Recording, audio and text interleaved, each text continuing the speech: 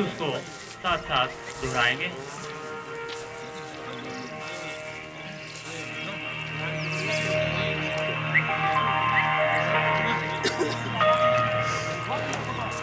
गच्छध्वं संवदध्वं गच्छध्वं संवदध्वं संवो मनसि जानताम् संवो मनसि जानताम् देवा भागं यथा पूर्वे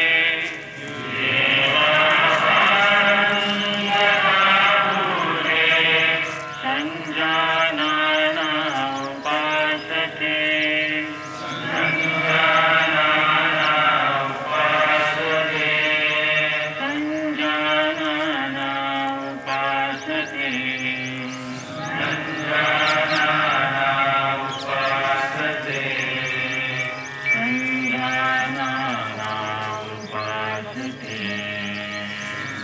संजानाना उपासते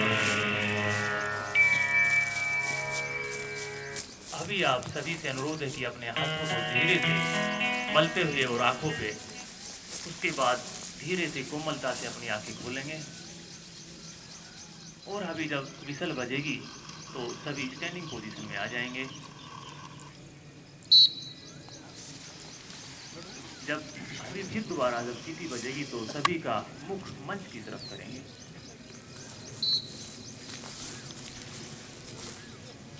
अभी योग की दुनिया में हम आपका फिर से स्वागत करते हैं। अभी सबसे पहले चालन क्रियाएं होंगी, इसमें सर्वप्रथम हम करेंगे गर्दन का आगे और पीछे झुकना।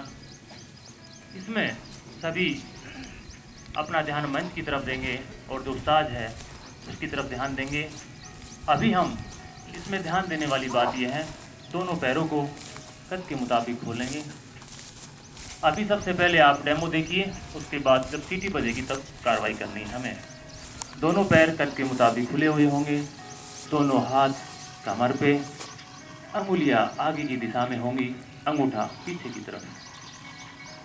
सांस को छोड़ते हुए धीरे धीरे ठोड़ी को टच करना है, चेस्ट से स्पर्श करने की हम कोशिश करेंगे। उसके बाद सांस को धीरे धीरे लेते हुए और हमारी जो गर्दन है जितना जिससे जा सके उतना पीछे की तरफ लेके जाएंगे। उसके बाद फिर सांस को धीरे धीरे छोड़ते हुए वापिस ठोड़ी को छाती से स्पर्श करेंगे। उसके बाद फिर हम सामान्य अवस्था में आ जाएंगे, यानी कि गर्दन हमारी नॉर्मल पोजीशन में आएगी। इसमें जो चालन क्रियाएं हैं 4 स्टेप होंगे, जिसमें गर्दन का आगे और पीछे झुकना, गर्दन का बाएं और दाएं, गर्दन में बाएं और दाएं घुमाव होगा और उसके बाद सर्कल होगा। पोजीशन यही रहेगी।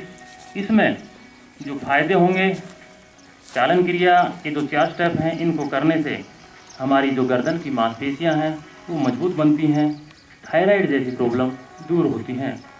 जिसको गर्दन में पेन है, दर्द है या सर्वाइकल स्पॉन्डिलोसिस की बीमारी है, वो कृपया इसको अवॉइड करने की कोशिश करें। अभी हम सभी सीटी के साथ एक्सरसाइज पोजीशन में आएंगे।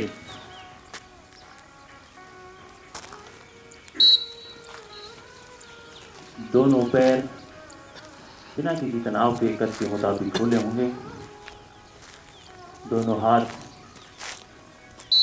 कमर पे आएंगे, उंगलियां आगे की दिशा में, अंगूठा पीछे की दिशा में होगा। अभी सांस को छोड़ते हुए धीरे धीरे ठोड़ी को छाती से स्पर्श करने की कोशिश करेंगे। अब धीरे धीरे सांस को अंदर लेते हुए और जितना जिससे संभव हो सके पीछे की तरफ ड्रॉप करेंगे।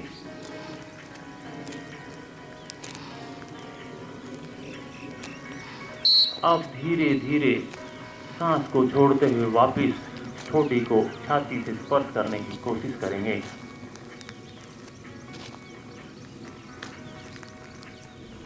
अभी हम सीटी बजेगी तो वापस नॉर्मल अवस्था में आ जाएंगे। सेंटर में यानी केंद्र में हमारी गर्दन आ जाएगी। 4 स्टेप जो इसके होंगे वो इसी पोजीशन में होंगे। अभी नेक्स्ट जो है चालन क्रिया का दूसरा चरण में हम गर्दन हमारी बाएं और दाएं तरफ झुकेगी। उस्ताद की तरफ सभी ध्यान से देखेंगे। अभी देखिए उनका बाएं की तरफ, जो लेफ्ट साइड वाला उस्ताद उसकी तरफ देखिए, अपने से बाएं की तरफ झुकाना है।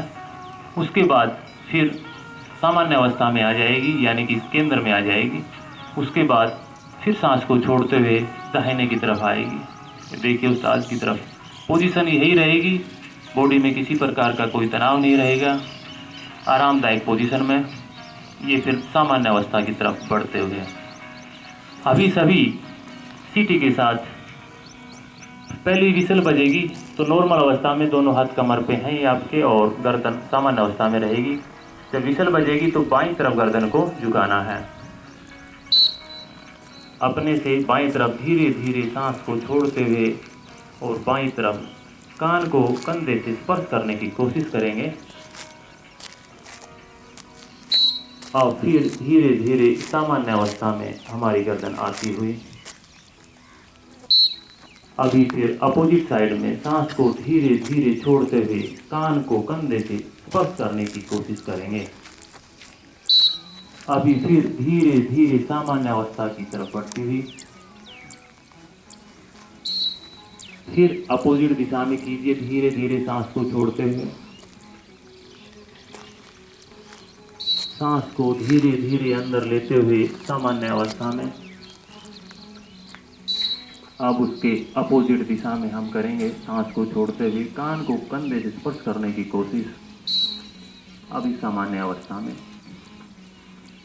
ये हमारा चालन क्रिया का जो सेकंड चरण था वो कंप्लीट हुआ। अब जो तीसरे चरण में हम प्रवेश करते हैं जिसमें गर्दन में घुमाव होगा। बाएं तरफ से शुरुआत होगी, उस्ताद की तरफ देखिए, पोजीशन यही रहेगी। बाएं दिशा में हम गर्दन को घुमाते हैं और कंधे की जब तक घुमाते हैं जब तक गर्दन कंधे की डायरेक्शन में ना आ जाए। कंधे की दिशा और गर्दन की दिशा एक समानांतर होनी चाहिए। वापिस धीरे धीरे सांस को लेते हुए और सामान्य अवस्था की तरफ हमारे उस्ताद बढ़ते हुए और इसी का फॉलोअप करना है आप सभी लोगों को। अभी फिर अपोजिट दिशा में दाहिने दिशा में धीरे धीरे गर्दन सांस को छोड़ते हुए और उतना लेके आना है गर्दन को कंधे के समानांतर आस के। फिर वापिस सामान्य अवस्था की तरफ धीरे धीरे बढ़ते हुए। अभी आप सभी लोगों से अनुरोध है कि आप सभी फिसल के साथ इसका रिवीजन करेंगे। बाएं से शुरुआत करेंगे हम, सांस को धीरे धीरे छोड़ते हुए बाएं दिशा में गर्दन को घुमाएंगे। सांस को धीरे धीरे लेते हुए सामान्य अवस्था में आएंगे।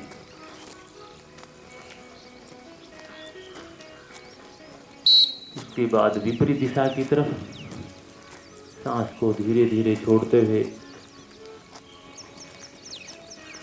और फिर धीरे धीरे सामान्य अवस्था की तरफ।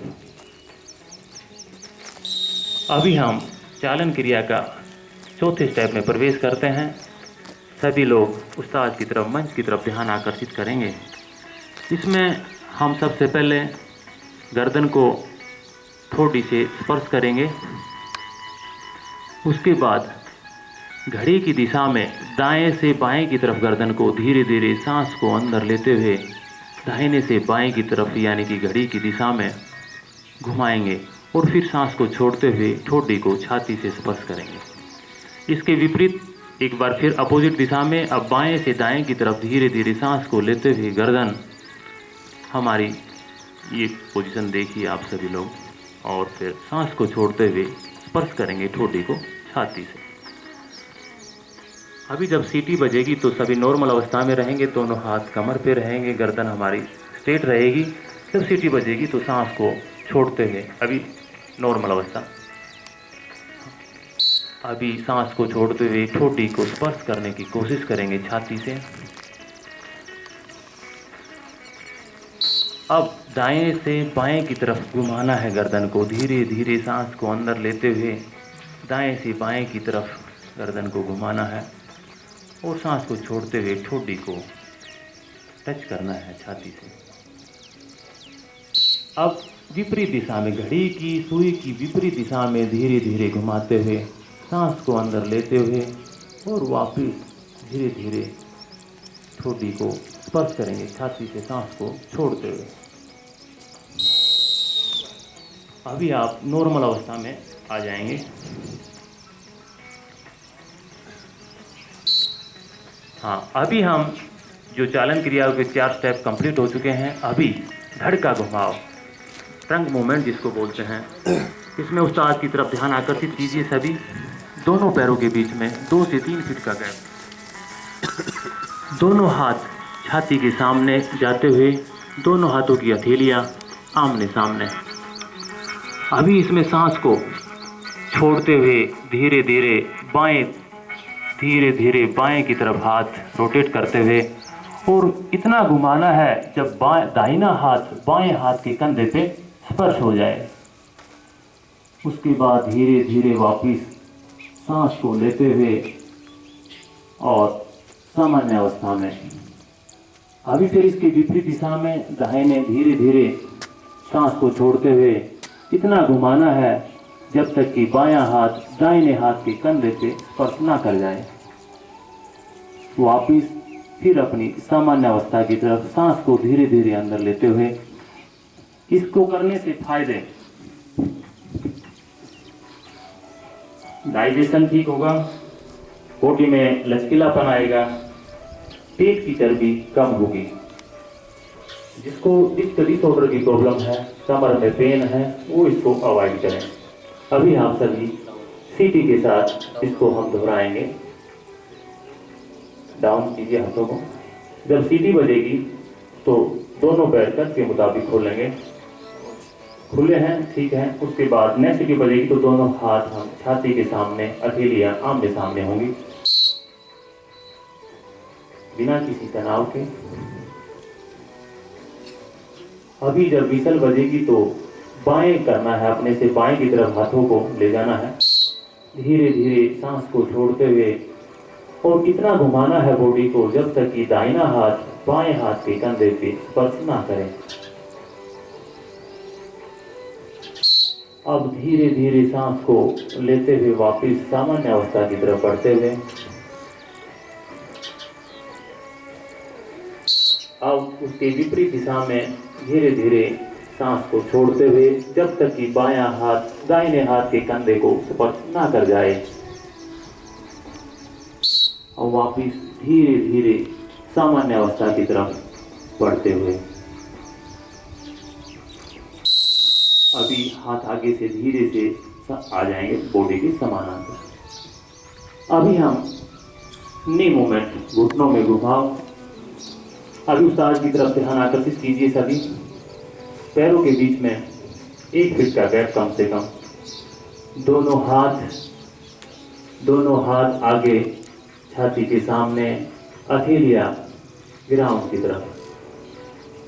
इसमें हम सांस को छोड़ते हुए और घुटनों पे बैठने की कोशिश करते हैं। ये देखिए, आधी बैठने की अवस्था, स्केटिंग पोजीशन जिसको बोलते हैं।